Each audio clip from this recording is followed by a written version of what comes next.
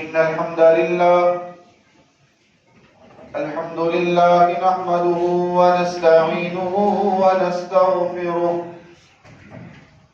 ونعوذ بالله من شرور أنفسنا وسيئات أعمالنا من يهدي الله فلا مضل له ومن يضلله فلا هادي له وأشهد أن لا إله إلا الله وحده لا شريك له وأشهد أن محمدا عبده ورسوله اللهم صل على محمد وعلى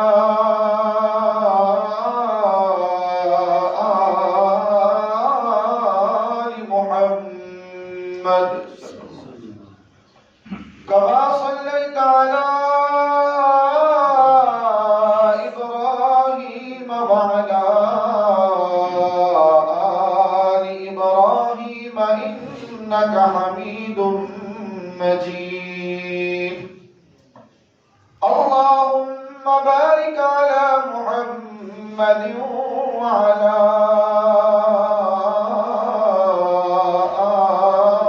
آل محمد كما باركت على إبراهيم وعلى آل إبراهيم إنك حميد مجيد أما بعد فإن خير الحديث كتاب الله وخير الهدي هدي محمد صلى الله عليه وسلم وشر الأمور محدثاتها وكل محدثة بدعة وكل بدعة ضلالة وكل ضلالة في النار رب اشرح لي صدري ويسر لي أمري واحلل عقدة من لساني يفقهوا قولي رب زدني علما رب زدني علما رب زدنا علما أعوذ بالله من الشيطان الرجيم بسم الله الرحمن الرحيم والعصر إن الإنسان لفي خسر إلا الذين آمنوا وعملوا الصالحات وتواصوا بالحق وتواصوا بالصبر صدق الله مولانا العظيم وصدق رسوله النبي الكريم ونحن على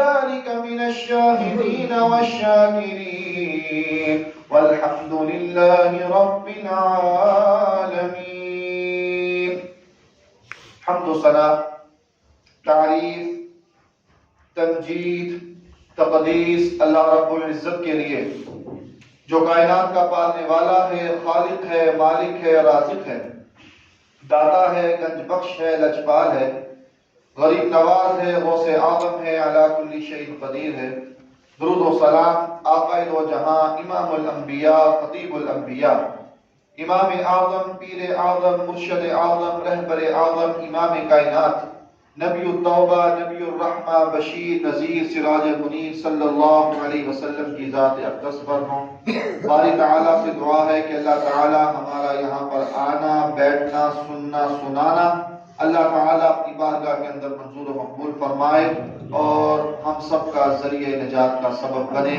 اللہ تعالیٰ ہم سب کو بار بار اپنے گھر کی زیارت نصیب فرمائے آج کے اس خطبہ جمعہ میں آپ کے سامنے سورۃ العصر کا ترجمہ اور مفہوم بیان کیا جائے گا۔ قرآن مجید کی مختصر ترین صورتوں میں سے ایک سورت سورۃ العصر ہے۔ 3 آیات پر مشتمل یہ سورت ہے، اور اس سورت میں 5 باتیں مذکور ہیں۔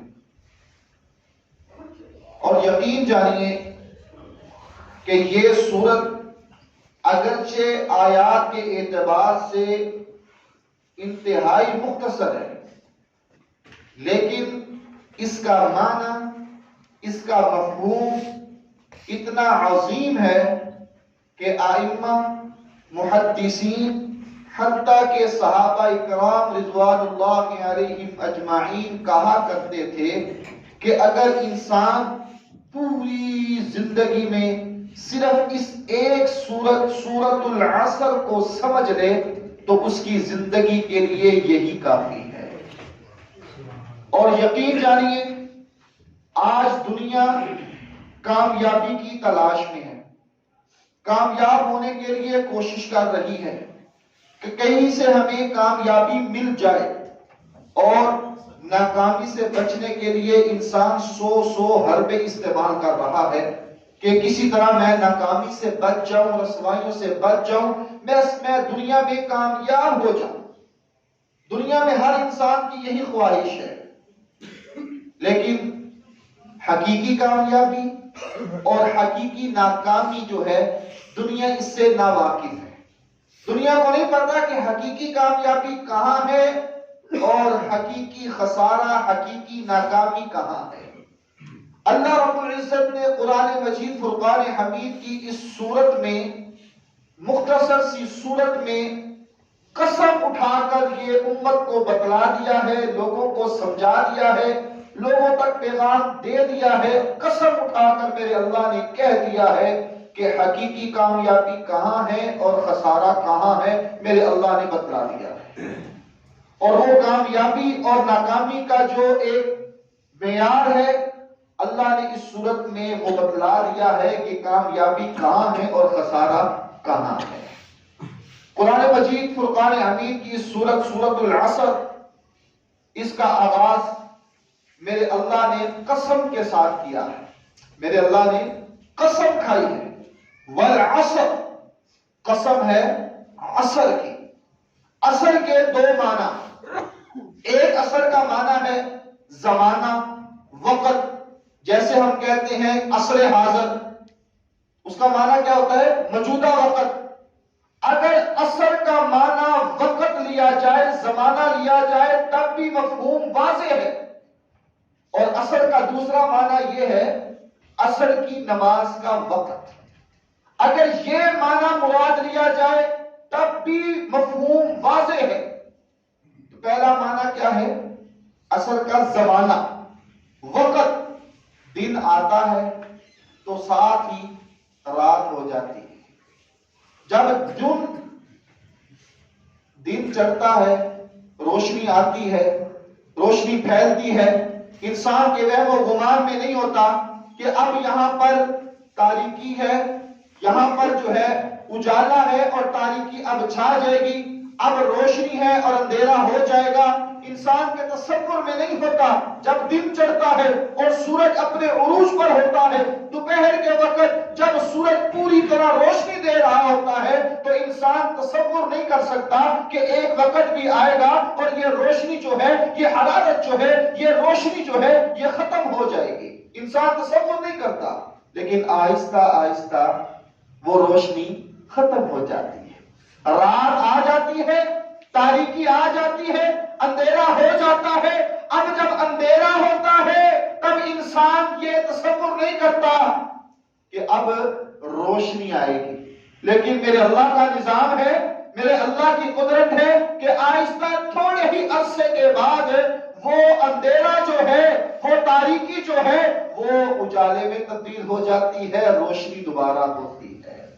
یہ دن اور رات کا بدلنا، حالات کا بدلنا، موسموں کا بدلنا، یہ ہمیں پتہ دیتا ہے کہ ہماری زندگی جو ہے وہ ایک جگہ قائم نہیں رہے گی۔ ہماری زندگی جو ہے وہ ایک جگہ پر قائم نہیں رہے گی۔ یہ زندگی جو ہے یہ عارضی ہے، یہ زندگی جو ہے ختم ہو جانے والی ہے، یہ زندگی جو ہے اس دنیا سے ہم نے جانا ہی جانا ہے۔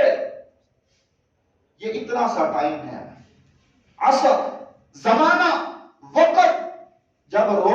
ہوتی ہے تو کتنا وقت لگتا ہے، چند گھنٹوں کے بعد تاریکی، اندھیرا آ جاتا ہے۔ انسان کی زندگی کا بھی یہی حال ہے کہ انسان کی زندگی میں جب اس کا وقت پورا ہو گیا تو یہ زمانہ اور یہ وقت گزر جائے گا۔ والعصر، پہلا مفہوم، پہلا معنی ہے زمانہ، وقت، اور دوسرا معنی کیا ہے؟ عصر کی نماز کا وقت، وہ خاص وقت کہ جس وقت میرے اللہ کے وہ فرشتے جو انسان کے کندھوں پر ہوتے ہیں وہ عصر کے وقت جمع ہوتے ہیں۔ میرے اللہ نے اس کی قسم اٹھا کر کہا ہے وہ عصر کا وقت، وہ خاص وقت جب نمازیوں اور غیر نمازیوں کی حاضری لگتی ہے، وہ عصر کا وقت، وہ خاص وقت کہ جس کی حفاظت کرنے کا میرے اللہ نے بڑا ہی کہا ہے، تلقین کی ہے کہ اس کی حفاظت کرو۔ حافظوا علی الصلوات والصلاة الوسطى وقوموا للہ قانتین، ساری نمازوں کی حفاظت کرنی ہے، خاص طور پر درمیانی نماز کی۔ درمیانی نماز کون سی ہے؟ نماز عصر ہے۔ یہ اللہ نے کیوں کہا؟ نماز عصر کے بارے میں اللہ نے اس طرح کیوں کہا کہ اس کی خاص طور پر حفاظت کرنی ہے؟ کاروبار ہو، یہ ٹائم ایسا ہے کہ کاروبار اس ٹائم میں عروج پر ہوتا ہے، انسان کی مصروفیات عروج پر ہوتی ہے، انسان اس ٹائم میں بڑا مصروف ہوتا ہے۔ میرا اللہ یہ سمجھانا چاہتے ہیں، میرا اللہ یہ بتلانا چاہتے ہیں کہ اس ٹائم میں بھی یاد کرنا ہے تو تم نے مجھے یاد کرنا ہے۔ اس مصروفیت کے ٹائم میں، اس کام میں تم نے وقت نکال کر تم نے مجھے یاد کرنا ہے۔ والعصر، عصر کی نماز جو ہے اس کا خاص خیال رکھنا ہے، اور وہ مشہور حدیث ہے، اکثر آپ کو بتلائی ہے کہ آپ صلی اللہ علیہ وسلم نے فرمایا کہ عصر کی نماز کی حفاظت کرو، من ترک صلاۃ العصر فکأنما حبط عملہ، اور دوسری روایت میں آیا ہے کہ فکأنما قتل اہلہ ومالہ، کہ جس انسان کی عصر کی نماز ضائع ہو گئی تو اللہ ایسے انسان کی ساری نیکیوں کو ضائع کر دیتا ہے، اور جس انسان کی عصر کی نماز برباد ہو گئی، ضائع ہو گئی، وہ ایسے ہے جیسے اس کے گھر کوئی ڈاکو آئے ہیں اور اس انسان کو انہوں نے ایک پلر کے ساتھ باندھ دیا ہے، اس کے بچوں کو اس نے مار دیا ہے، ڈاکوؤں نے اس کی بیوی کو مار دیا ہے، ڈاکوؤں نے اس کے والدین کو مار دیا ہے، اس کے پورے گھر کو گرا دیا ہے، ساری جائیداد کو اپنے قبضے میں لے لیا ہے، اس کے پاس اب کچھ نہیں ہے۔ جتنا خسارہ اس انسان کو ہے، اتنا نقصان ایسے انسان کو ہے جس نے ایک نماز عصر چھوڑی، ضائع کی۔ آج ہم پرواہ نہیں کرتے ہیں، آج دنیا کمانے کے لیے، دنیا کو تلاش کرنے کے لیے، دنیا میں کامیاب ہونے کے لیے ہم عصر کی نماز کو خراب کر لیتے ہیں، عصر کی نماز ہماری رہ جاتی ہے۔ اللہ کے بندو، یہ کامیابی نہیں ہے۔ دنیا اس کی تلاش میں ہم نکل رہے ہیں تو ہمیں ساتھ ساتھ شریعت کی پابندی کرنا ہوگی۔ نماز عصر، والعصر، قسم ہے زمانے کی، قسم ہے نماز عصر کی۔ اب میرا اللہ یہاں پر قسم کھا رہے ہیں، اللہ اگر قسم نہ بھی کھاتے تب بھی بات پکی تھی۔ کیوں؟ اللہ نے قرآن میں فرمایا وَمَنْ أَصْدَقُ مِنَ اللَّهِ قِيلًا وَمَنْ أَصْدَقُ مِنَ اللَّهِ حَدِيثًا، پوری دنیا میں سب سے سچی بات جو ہے وہ کس کی ہے؟ میرے اللہ کی ہے۔ پوری دنیا میں سب سے سچا کلام کس کا ہے؟ میرے اللہ کا ہے۔ لیکن پھر بھی میرا اللہ یہاں قسم کھا کر بتلا رہے ہیں إِنَّ الْإِنسَانَ لَفِي خُسْرٍ، قسم کھا کر میرا اللہ بتلا رہا ہے إِنَّ الْإِنسَانَ لَفِي خُسْرٍ۔ قسم میں معنی یقین کا بھی آتا ہے اور پختگی کا بھی آتا ہے۔ جب انسان قسم کھاتا ہے تو وہ جب اپنے موقف میں سچا ہوتا ہے، اپنی بات میں پختہ ہوتا ہے، اس کو یقین ہوتا ہے کہ میں سچ بول رہا ہوں۔ جھوٹ کی کوئی گنجائش نہیں. یہ دنیاوی حالات کے بارے میں آپ کو بتلا رہا ہوں کہ انسان جب قسم کھاتا ہے تو اس وجہ سے کھاتا ہے کہ میں سچا ہوں, میں اپنی بات پر سچا ہوں, اپنے موقف میں سچا ہوں, لہذا اب مجھے قسم کھانی پڑ رہی ہے تو وہ کھانے کے لیے تیار ہو جاتا ہے. تو میرا اللہ جو کائنات کا رب ہے, جو کائنات کا خالق ہے, جو مالک ہے, جو رب ہے, رب العالمین ہے, وہ قسم کھا کر کہہ رہا ہے ان الانسان لفی خسر. قسم میں پختگی کا معنی بھی ہے, یقین کا معنی بھی ہے. آگے کیا آ رہا ہے؟ انا کا معنی کیا ہے؟ بے شک. الانسان انسان, لفی خسر, یہ لفی کے اوپر جو لام ہے اس کا معنی بھی یقیناً ہے. تو میرا اللہ نے پہلے قسم کھائی, پھر یقیناً, پھر یقیناً. اب اللہ کیا فرما رہے ہیں؟ الانسان ان الانسان لفی خسر. پہلے اللہ نے قسم کھائی, پھر بے شک, پھر یقیناً ساری انسانیت جو ہے وہ خسارے میں ہے. اللہ کیا فرما رہے ہیں کہ ساری انسانیت جو ہے وہ خسارے میں ہے. اس ساری انسانیت میں عورتیں بھی شامل ہیں, مرد بھی شامل ہیں, جوان بھی شامل ہیں, بوڑھے بھی شامل ہیں, بیمار بھی شامل ہیں, تندرست بھی شامل ہیں, گورے بھی شامل ہیں, عجمی بھی شامل ہیں, عربی بھی شامل ہیں, کالے بھی شامل ہیں, سارے شامل ہیں. ساری انسانیت کو میرے اللہ نے یہ بتلا دیا, یہ پیغام دے دیا کہ ان الانسان لفی خسر, ساری انسانیت خسارے میں ہے. میرے اللہ, ساری انسانیت خسارے میں ہے, ساری انسانیت ناکام ہے. تو کوئی ایسے لوگ بھی ہیں, کوئی ایسی مخلوق بھی ہے جو کامیاب ہے, جو کامیاب ہوگی. اللہ نے فرمایا ہاں, ہیں ایسے لوگ, ہیں ایسی چیزیں, ہیں ایسے کام جو ان کو اپنائے گا, ان کو کرے گا, وہ انسان کامیاب ہوگا, اور جو ان کو چھوڑ دے گا وہ ناکام ہوگا, وہ خسارے میں ہوگا. اللہ نے 4 چیزیں بتلائی ہیں. اب دیکھنا ہے میں نے اور آپ نے کہ ہمارے اندر وہ چیزیں پائی جاتی ہیں کہ نہیں پائی جاتی. اگر پائی جاتی ہے تو ٹھیک, اگر نہیں تو پھر اللہ نے قسم کھا کر کہا ہے کہ انسان خسارے میں ہے. وہ 4 چیزیں. آج انسان دنیا میں اپنے آپ کو کہے کہ میں کامیاب ہوں, جتنا مرضی کہے میں کامیاب ہوں, لیکن اگر اس قانون کے مطابق کامیاب نہیں ہے تو وہ انسان کامیاب نہیں ہے. اور اگر انسان دنیا میں کہے کہ میں ناکام ہوں, پوری دنیا مل کر یہ کہہ دے کہ یہ ناکام ہے, یہ خسارے میں ہے, لیکن اگر وہ اس قانون کے مطابق پورا اتر رہا ہے تو میرے اللہ کے ہاں وہ انسان کامیاب ہے, کامیاب ہے. ان الانسان لفی خسر, انسان خسارے میں ہے. اللہ پھر بچنا کیسے ہے, اب کامیاب کیسے ہونا ہے؟ میرے اللہ نے آگے وہ 4 باتیں بیان کر دی ہیں. اگر ہمارے اندر پائی جاتی ہے تو ٹھیک ہے, نہیں ہے تو اپنانا ہمارے اوپر لازم ہے. وہ کیا ہے؟ الا الذین آمنوا. پہلی بات ایمان لے آئے, ایمان لے آئے. انسان خسارے میں ہے, اگر خسارے سے بچنا چاہتا ہے تو ایمان لانا ضروری ہے. اب یہاں ایک بات سمجھ میں آ رہی ہے کہ پوری دنیا کے جتنے بھی کافر ہیں وہ سارے کے سارے خسارے میں ہیں, کیونکہ ان کے پاس ایمان والی دولت نہیں ہے.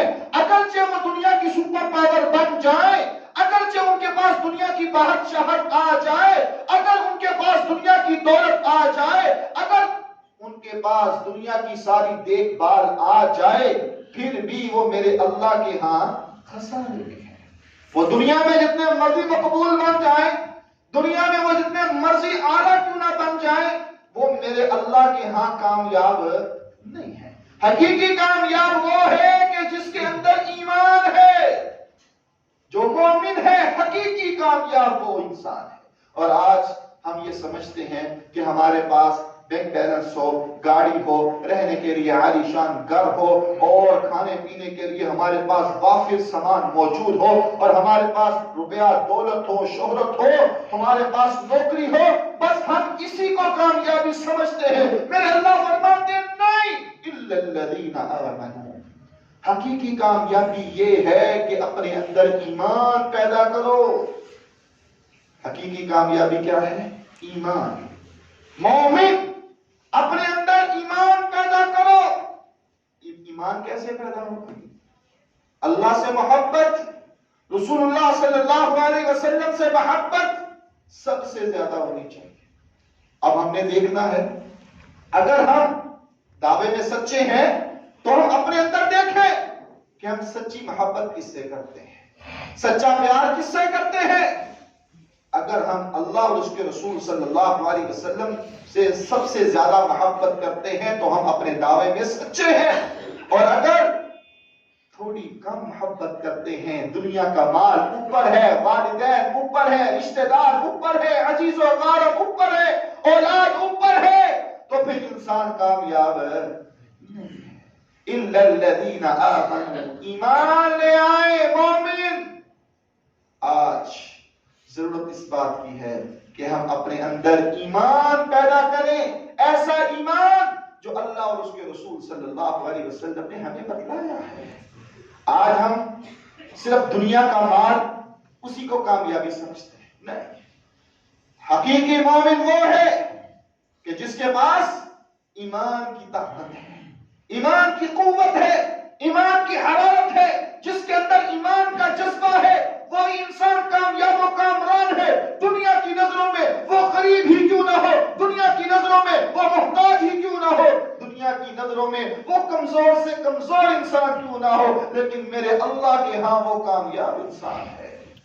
اور اگر وہ دنیا کی نظروں میں بڑا عالی شان ہو، عہدے والا ہو، منصب والا ہو، جلال والا ہو، لیکن اگر اس کے اندر ایمان نہیں ہے تو وہ انسان کامیاب نہیں ہے۔ بخاری کی روایت ہے، اللہ کے نبی صلی اللہ علیہ وسلم بیٹھے ہوئے تھے، صحابہ بھی بیٹھے ہوئے تھے، ایک شخص دور سے گزرا، آپ نے فرمایا صلی اللہ علیہ وسلم، اے میرے صحابہ تم اس کو جانتے ہو، اس کے بارے میں تمہارے کیا خیالات ہیں؟ کہنے والے نے کہا یا رسول اللہ صلی اللہ علیہ وسلم، کیا کمال انسان ہے، خوبصورت ہے اور بڑا ہی نفیس ہے، بڑا ہی اعلیٰ اور اچھے کپڑے پہنے والا ہے، مالدار ہے، روپے والا ہے، پیسے والا ہے۔ اور یا رسول اللہ صلی اللہ علیہ وسلم، لوگ اس کی باتوں کو سنتے ہیں، اگر یہ کہیں کھڑا ہو جائے اور گفتگو کرے تو لوگ اس کی بات کو سننے کے لیے جمع ہو جاتے ہیں۔ یا رسول اللہ صلی اللہ علیہ وسلم، اگر یہ شادی کے لیے پیغام بھجوائے تو لوگ اس کو اپنی بہن اور اپنی بیٹی کا رشتہ دینے کے لیے تیار ہو جائے۔ یا رسول اللہ صلی اللہ علیہ وسلم، یہ شخص، یہ انسان اگر کسی کی سفارش کرے تو لوگ اس کی فوراً سفارش کو مان لیتے ہیں۔ وہ شخص چلا گیا، ایک اور شخص وہاں سے گزرا، اللہ کے نبی صلی اللہ علیہ وسلم نے پوچھا صحابہ اس کے بارے میں کیا خیال ہے؟ یا رسول اللہ صلی اللہ علیہ وسلم، غریب ہے، محتاج ہے، مسکین ہے، کھانے کے لیے مال نہیں، پہننے کے لیے کپڑے نہیں، دولت نہیں ہے۔ یا رسول اللہ صلی اللہ علیہ وسلم، لوگ اس کی باتوں کو نہیں سنتے، اگر یہ کہیں رشتہ بھیجے تو اس کو رشتہ دینے کے لیے کوئی تیار ہے نہیں ہے۔ یا رسول اللہ صلی اللہ علیہ وسلم، اگر یہ کسی کی سفارش کرے تو اس کی سفارش کو کوئی مانے گا نہیں مانے گا۔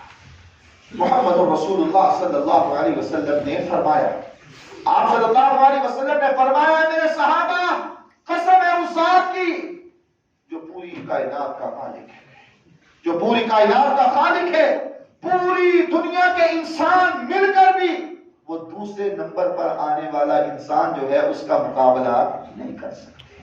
اگرچہ وہ غریب ہے، اگرچہ وہ اس کے پاس مال نہیں ہے، دولت نہیں ہے، عہدہ نہیں ہے، کھانے کے لیے پیسے نہیں ہے، کوئی اس کی بات کو سننے کے لیے تیار نہیں ہے، کوئی اس کو رشتہ دینے کے لیے تیار نہیں ہے، کوئی اس کی سفارش کو قبول کرنے والا نہیں ہے، لیکن محمد عربی صلی اللہ علیہ وسلم کی زبان سے نکلے ہوئے الفاظ حق ہے، سچ ہے۔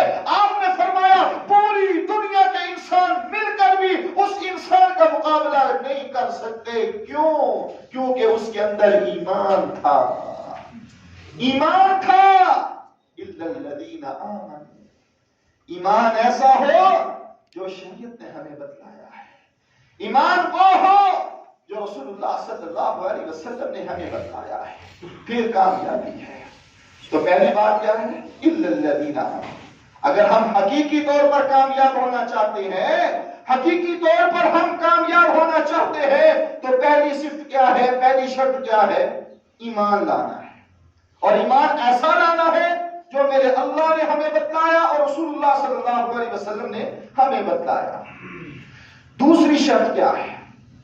وَعَامِلُ الصَّالِحَاتِ، نیک اعمال کرنے۔ وَعَامِلُ الصَّالِحَاتِ، نیک اعمال۔ لفظوں پر غور کیجیے، وَعَامِلُ ایک لفظ، الصالحات دوسرا لفظ۔ میرے اللہ نے عمل کرنے کے ساتھ ساتھ شرط لگائی ہے یہاں پر، اور وہ شرط کیا ہے کہ عمل کرنا ہے تو نیک کرنا ہے، عمل کرنا ہے تو نیک کرنا ہے۔ آج ہم سب نماز پڑھتے ہیں، ہم سب مسجد میں آتے ہیں، نماز پڑھتے ہیں، روزہ بھی سب رکھتے ہیں، زکات بھی دیتے ہیں، حج بھی کرتے ہیں، عمرے بھی کرتے ہیں، اور عبادات بھی ہم کرتے ہیں۔ لیکن اب یہاں پر میرے اللہ نے شرط لگائی ہے کہ اعمال کرنا ہے تو نیک کرنا ہے۔ اگر نیک ہوگا تو کامیاب ہوگا، اگر نیک نہیں ہے تو کامیاب نہیں ہے۔ نماز سب پڑھتے ہیں، ہم کہتے ہیں کہ نماز اس طریقے سے پڑھو، ہمارے ساتھی کہتے ہیں کہ نماز اس طریقے سے پڑھو، ہم کہتے ہیں کہ ہاتھ ایسے اٹھانے ہیں، کان کی لوگوں کو ہاتھ لگانا نہیں جائز، ہم کہتے ہیں کہ ہاتھ سینے پر باندھنے ہیں، ہم کہتے ہیں کہ رفع الیدین کرنا ہے۔ ہمارے ساتھی کیا کہتے ہیں کہ نہیں، رفع الیدین نہیں کرنا چاہیے، ہاتھ سینے پر نہیں باندھنے چاہیے۔ وہ کیا کہتے ہیں کہ کانوں ہاتھ اٹھاتے وقت کانوں کو ہاتھ لگانا ہے۔ اب اختلاف ہو گیا، ایک خطیب کہہ رہی ہیں کہ اس طرح نماز پڑھو، اور ایک خطیب کہہ رہے ہیں کہ اس طرح کام کرو، اختلاف ہو گیا۔ اب اختلاف کا حل کیسے ممکن ہوگا؟ تو شریعت نے بڑا عمدہ اور اعلیٰ قانون ہمیں بتا دیا ہے، وہ کیا ہے کہ اعمال کرنے ہوں گے تو وہ کرو جس پر میرے اللہ کی مہر ہے اور رسول اللہ صلی اللہ علیہ وسلم کی مہر ہے۔ عمل وہ کرو، سنت والا کام وہ کرو، عبادت وہ کرو جو میرے اللہ نے حکم دیا ہے اور جس پر محمد رسول اللہ صلی اللہ علیہ وسلم کی مہر ہے۔ اب ہم کہیں ہاتھ یہاں پر باندھو، ہمارے ساتھی کہیں ہاتھ یہاں پر باندھو، آپ کا فرض بنتا ہے کہ آپ تحقیق کریں، آپ کا فرض بنتا ہے آپ مطالعہ کریں اور پھر دیکھیں کہ رسول اللہ صلی اللہ علیہ وسلم کی بات کون سی ہے۔ جس بات پر محمد رسول اللہ صلی اللہ علیہ وسلم کی مہر ہوگی وہ کام، وہ عمل قابل عمل ہوگا، قابل قبول ہوگا، وگرنہ کیا ہوگا، وہ عمل عمل ہی رہ جائے گا۔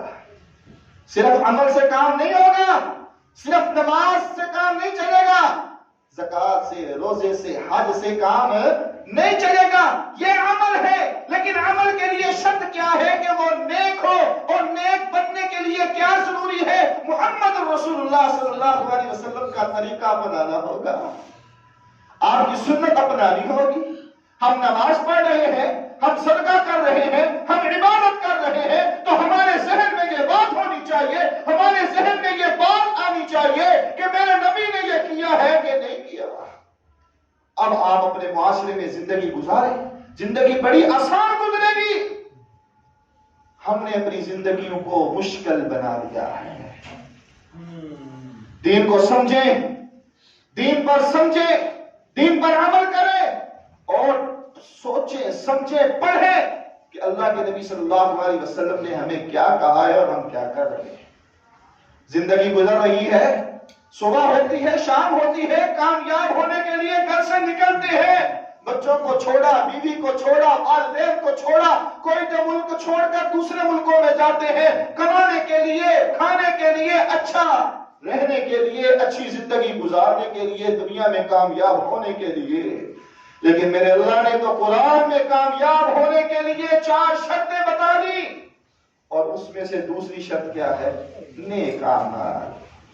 اعمال تو سب کرتے ہیں، نمازیں تو سارے پڑھتے ہیں، روزے تو سارے رکھتے ہیں، حج تو سارے کرتے ہیں، سخاوتیں تو سارے کرتے ہیں، نیک اعمال تو سارے کرتے ہیں، لیکن مزہ تو تب ہوگا نا جب اس پر نیک کی شرط لگے گی۔ وہ عمل رسول اللہ صلی اللہ علیہ وسلم کی مہر، تصدیق شدہ مہر کے مطابق ہوگا تو کامیاب عمل ہوگا۔ جمعے کی نماز میں ہم پہلی رکعت میں سورۃ الاعلیٰ کی تلاوت کرتے ہیں اور دوسری رکعت میں سورۃ غاشیہ کی تلاوت کرتے ہیں۔ آپ میں سے اکثر کے ذہنوں میں یہ سوال بھی آتا ہوگا کہ شاید ان کو یہی دو صورتیں آتی ہیں جو ہر جمعے میں صرف انہی کی تلاوت کرتے ہیں۔ ایسی بات نہیں ہے، محمد رسول اللہ صلی اللہ علیہ وسلم کی یہ سنت ہے۔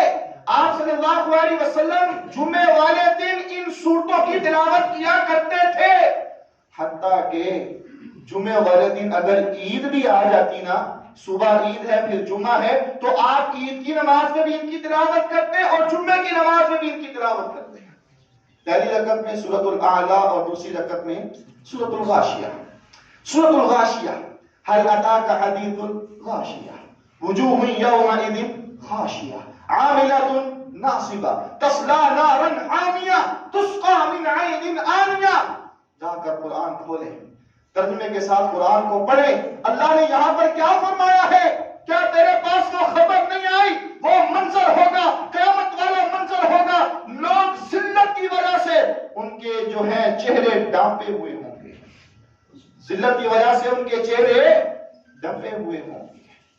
وجوہ یومئذ خاشعہ، اور ان کے سر جھکے ہوئے ہوں گے ندامت کی وجہ سے۔ سر اٹھے نہیں ہوں گے، سر اٹھے ہوئے نہیں ہوں گے، جھکے ہوئے ہوں گے۔ کیوں؟ وہ تو دنیا میں نماز پڑھنے والے تھے۔ اللہ نے وہ ساری باتیں قرآن میں بیان کرتی ہیں۔ عاملۃ ناصبہ، 3 نمبر آیت سورۃ الغاشیہ۔ جا کر قرآن کو کھولیں، ترجمہ پڑھیں، 3 نمبر آیت عاملۃ ناصبہ۔ میرے اللہ نے کیا کہہ دیا ہے؟ عمل کرنے والے ہوں گے، عمل کرنے والے ہوں گے، دنیا میں عمل کرنے والے ہوں گے، نمازیں پڑھنے والے ہوں گے، اللہ کو منانے والے ہوں گے، صدقہ و خیرات کرنے والے ہوں گے، زکاتیں دینے والے ہوں گے، تہجد پڑھنے والے ہوں گے۔ میرے اللہ نے تو یہ کہہ دیا عاملۃ ناصبہ، عبادت کر کے ان کے چہروں پر محراب بن چکے ہوں گے، ان کے چہروں پر نشان بن چکے ہوں گے۔ لیکن عاملہ ناصبہ، دنیا میں عبادتیں کرتے ہوں گے لیکن وہ عمل ہی ہوگا۔ عاملہ، وہ صرف عمل ہی ہوگا، ان کی عمل کی وجہ سے ان کے چہروں پر نشان تک پڑ جائیں گے، لیکن وہ عمل ہی رہے گا، نیک عمل نہیں ہوگا۔ آج قرآن کو پڑھ کر دیکھیں اور ہم اپنی زندگیوں کی طرف دیکھیں، ساری زندگی ہو گئی ہم نماز پڑھ رہے ہیں اور خدا را ہمارے ماتھوں پر محراب بن گیا، لیکن اگر سنت کے مطابق نماز نہیں ہے، عمل صالح نہیں ہے، نیک عمل نہیں ہے، رسول اللہ صلی اللہ علیہ وسلم کی مہر نہیں ہے، تو عاملۃ ناصبہ، وہ عمل ہی دے گا۔ پھر پیشانیوں پر نشان پڑنے سے انسان کامیاب نہیں ہوتا، محراب پڑھنے سے انسان کامیاب نہیں ہوتا۔ اصل کامیابی کیا ہے؟ وَعَامِلُوا الصَّالِحَاتِ، نیک اعمال ہونا شرط ہے، پھر کامیابی ہوگی، ورنہ انسان خسارے میں ہے۔ تو پہلی بات کیا ہے؟ اپنے اندر ایمان لے کر آنا ہے۔ دوسرے نمبر پر رسول اللہ صلی اللہ علیہ وسلم نے کیا فرمایا؟ نیک اعمال، نیک اعمال۔ تیسری بات کیا ہے؟ وَتَوَاصَوْا بِالْحَقِّ، حق بات کی نصیحت کیجئے، ایک دوسرے کو حق بات کی نصیحت کیجئے۔ اگر چاہتے ہو کامیابی مل جائے، اگر چاہتے ہو کہ دنیا میں بھی عزت ہو، آخرت میں بھی کامیاب ہو جائے، تو پھر وَتَوَاصَوْا بِالْحَقِّ، ایک دوسرے کو حق بات کی نصیحت کرو، حق بات کے بارے میں بتلاؤ۔ آج ہمارے معاشرے میں یہ بات معروف ہے، جو جہاں لگا ہے اس کو لگے رہنے دو، اور کسی کو چھیڑو نہ اور اپنی چھوڑو نہ، یہ بات معروف ہے۔ لیکن میرے اللہ کا قانون، میرے اللہ کی بات اس صورت میں واضح ہے وَتَوَاصَوْا بِالْحَقِّ، ایک دوسرے کو حق کی نصیحت کرو۔ اگر یہ نہیں کرو گے تو تم دنیا میں بھی ناکام ہو جاؤ گے اور آخرت میں بھی ناکام ہو جاؤ گے۔ بخاری کی روایت ہے، اللہ کے نبی صلی اللہ علیہ وسلم نے ایک عظیم مثال دے کر اس بات کو سمجھایا۔ آپ نے فرمایا ایک لشکر، ایک قافلہ دریا میں جا رہا ہے یا سمندر میں جا رہا ہے اور وہ کشتی میں سوار ہے۔ کشتی میں سوار ہونے کے لیے انہوں نے کرے ڈالے، کرہ اندازی کر کے وہ کشتی میں سوار ہوئے۔ کشتی کے دو پورشن ہیں، ایک گراؤنڈ فلور اور ایک فرسٹ فلور۔ اب جو گراؤنڈ فلور والے ہیں وہ پانی جو ہے وہ پہلے فلور کو کراس کر کے اوپر سے جا کر دیکھتے ہیں، نیچے سے جا کر اوپر جانا، پھر اوپر سے پانی لے کر دوبارہ نیچے آنا۔ جب نیچے والے پانی لینے کے لیے اوپر جاتے ہیں تو اوپر والی منزل میں جو لوگ رہتے ہیں ان کو پریشانی ہوتی ہے، ان کو تکلیف ہوتی ہے، ان کو تکلیف ہوتی ہے۔ اب جو نیچے والی منزل والا انسان تھا اس میں سے ایک شخص نے کہا کہ ہم اوپر جاتے ہیں، ہم تھک بھی جاتے ہیں اور وہ برا بھی محسوس کرتے ہیں، تو ان میں سے ایک شخص نے کلہاڑی کو پکڑا اور جہاز میں سوراخ کرنے کی کوشش کرنے لگ پڑا۔ اب اوپر والے بھی نیچے آ گئے، اللہ کے بندے یہ کیا کرنے لگا؟ تو سوراخ کرے گا تو یہاں پر پانی بڑھ جائے گا اور ہم مر جائیں گے، غرق ہو جائیں گے، تباہ ہو جائیں گے۔ اپنی سہولت کے لیے تو یہ کر رہا ہے، لیکن اس پانی کی وجہ سے تو ہم تباہ ہو جائیں گے۔ آپ صلی اللہ علیہ وسلم نے فرمایا کہ وہ جو نیچے والا سوراخ کر رہا تھا نا، نقصان تو اس کو بھی ہوگا کہ سمندر کا پانی اندر آئے گا تو وہ کشتی ڈوب جائے گی، جہاز ڈوب جائے گا، نیچے والے کو بھی نقصان ہوگا اور اوپر والے کو بھی نقصان ہوگا، لیکن اوپر والے کو نقصان زیادہ ہوگا۔ آپ یہ فرمانا چاہتے تھے کہ اگر آپ برائی کو دیکھو، کسی فحاشی کو دیکھو، عریانی کو دیکھو اور بس آپ وہاں پر کچھ نہ کہو، حق بات کو نہ کہو، جہاں آپ کی ضرورت ہو وہاں آپ اپنا حق ادا نہ کرو، تو ایک وقت آئے گا کہ بے حیائی، فحاشی، عریانی جو ہے اپنے عروج پر چلی جائے گی اور پھر جو ہے سب لوگ تباہ و برباد ہو جائیں گے۔ اگر حق بات کو بیان کرتے رہو گے، حق بات لوگوں تک پہنچاتے رہو گے، لوگوں کو نصیحت کرتے رہو گے، تو پھر تمہاری زندگی بہترین گزرے گی۔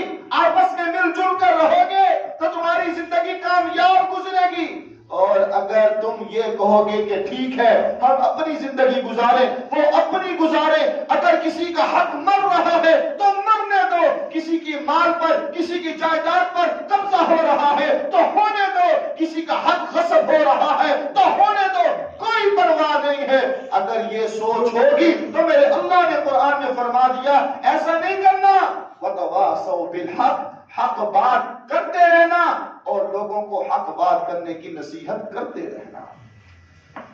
چوتھی بات، وَتَوَاصَوْا بِالصَّبْرِ، اگر انسان کے اندر تین چیزیں ہوں گی، ایمان، نیک اعمال اور حق بات کرنے کی نصیحت کرنا، جب انسان یہ تین چیزیں اپنا لے گا تو کامیابی کے کنارے تک انسان پہنچ جائے گا۔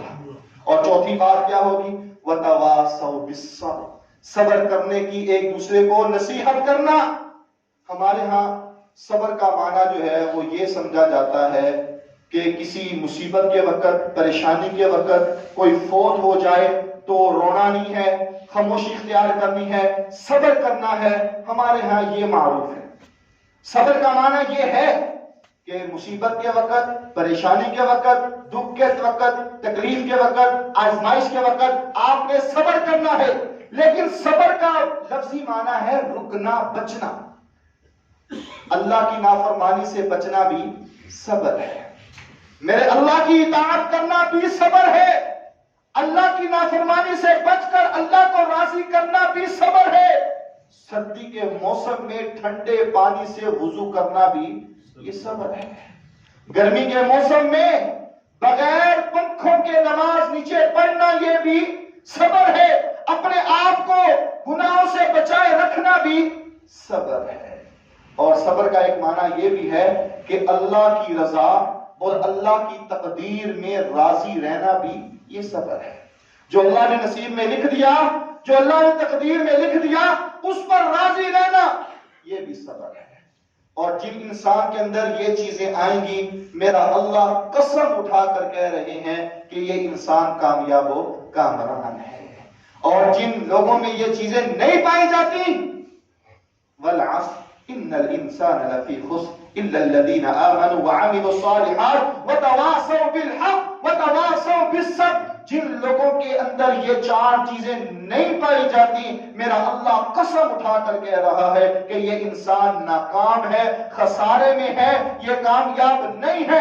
آج ہماری تمنا یہ ہے، آج ہماری آرزو یہ ہے، آج ہماری خواہش یہ ہے کہ ہم کامیاب بن جائیں، ہمارا دنیا میں مقام ہو، ہمارا دنیا میں اسٹیٹس ہو، اللہ بھی ہم سے راضی ہو جائے اور ہمارے گھر والے بھی ہم سے خوش ہو جائیں، ہمارا ایک مقام ہونا چاہیے. تو آئیے اس سورت کو پڑھیے، ترجمے کے ساتھ پڑھیے. میرے اللہ نے جو چار باتیں یہاں پر بیان کی ہیں، چار شرطیں جو رکھی ہیں کامیاب انسان بننے کے لیے، ان کو اپنائیے. اسی میں حقیقی کامیابی ہوگی، اسی میں حقیقی کامرانی ہوگی. اللہ ہمیں ان چار چیزوں کو اپنانے کی توفیق عطا فرمائے.